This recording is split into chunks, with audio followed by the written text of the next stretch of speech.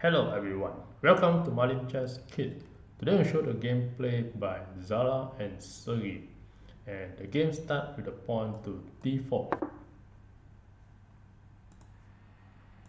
f5, and here you have the dash defense.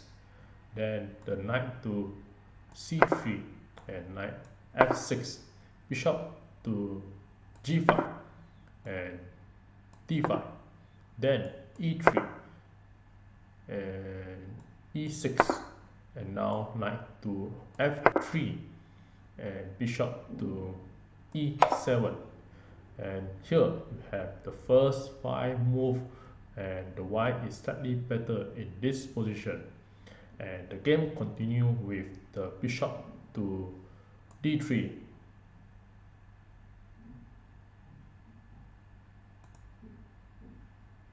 then the knight to e4, and now the bishop capture the bishop and queen capture. Then the white go for short castling and the black same go for the short castling. Then the knight to e2, and here the white idea is to bring the knight towards the attack the king at this square, and this will be the critical part for the white.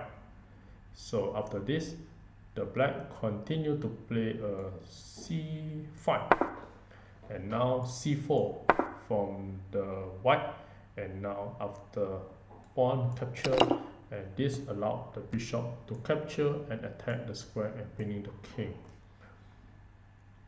So this is the first 10 move, and here still the white is slightly better in the position, and the white continue with capture the pawn, and then the black develop the knight to d7.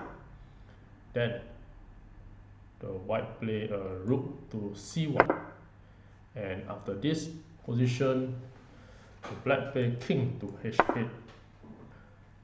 Then the white capture the pawn, d takes c5, and after this the knight at d takes c5, and here the pawn to b4 to attack the knight,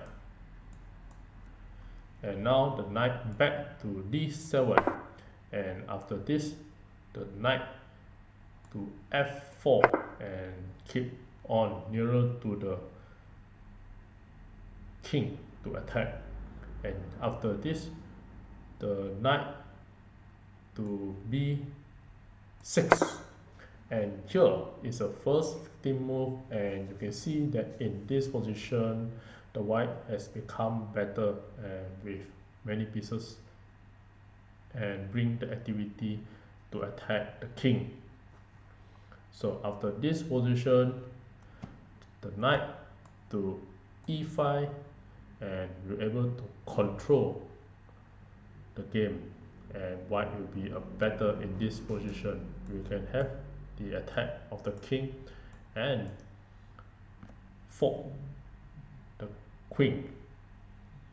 So after this position, knight to e5, and the white is in control in only 16 moves, and without notice that the white can make a sacrifice and fork the queen. The black take the knight and capture the bishop, and thoughts that after capture the bishop the knight will capture back. So instead, after knight takes c4, and at this position the white is clearly winning, and after this the white can just use the knight to capture. Either both of the knight can go to the square and check the king and win the queen. So in the actual game, the white play knight f to g6 and check the king.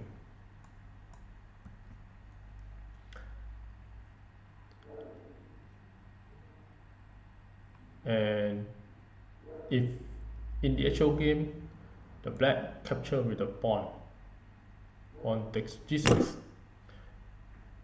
and after this the knight continue to capture again and check the king and win the queen. And after this, in the actual game, there are two moves for the king to move: king to h7 and king to g8. And in the actual game, after the check, the king move to h7, and this is a mistake, and with this the white win in 2. I give a couple of seconds to figure out how the continuation that the white can play. Well, congratulations for those who found the answer, and for those who like to enjoy the show, here are the simple move and continuation from the white and win the game. And the move is to queen to h5 and check the king, and the queen will be protect the knight. So after queen to h5 and check the king, the only way the king can move is to king g8, and after this the knight capture the queen and check the king, and will be a checkmate as the king cannot move to the square at f7 as it's being attacked by the queen, and the queen has control the square for the king to move to h7 or h8. And back to the position where the sacrifice happened. And if you do not capture the knight, if you move the king to g8, then at this position you will have a mate in 4. And after this, the knight will just capture the queen and continue to check the king, and the king cannot move to f7 as it's being attacked by the knight. And after the check, the king will only have one place to move, is to king to h8.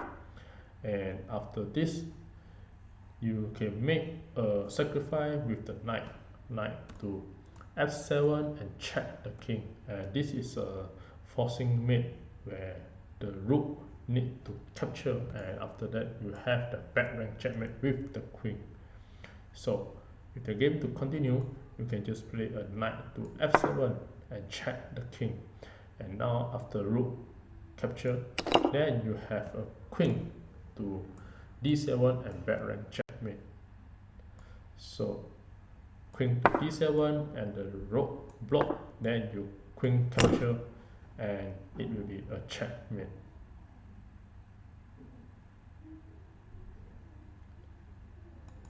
Back to this position, if you use the pawn to capture, then the knight to capture,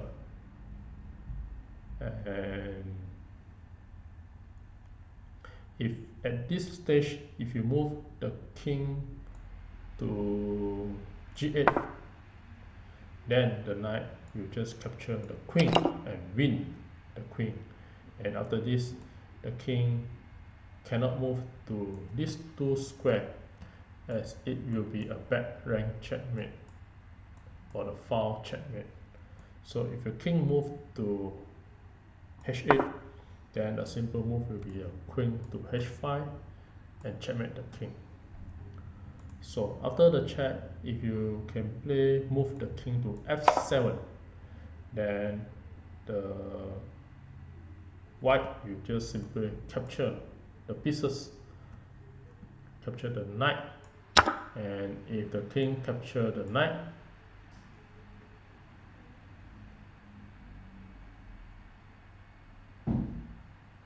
then the rook will go to c7 and continue to check. And after this, the king go to f6 and you can continue to play with the queen and the double rook, and you'll be clearly winning. And if the king move to e8, then you will have a mate in 14, such as the queen to h5 and continue to check the king. So queen to h5 to check the king, and if the king to d8, then you just use the rook to capture the pawns, and you bring another rook into the action. So rook capture, then the bishop block, and you just use another rook to attack and win the king.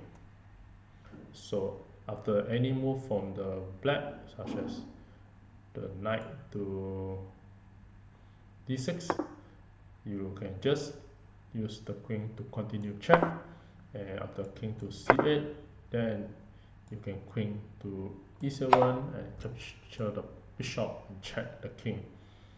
And any move such as a6, then your queen can just capture the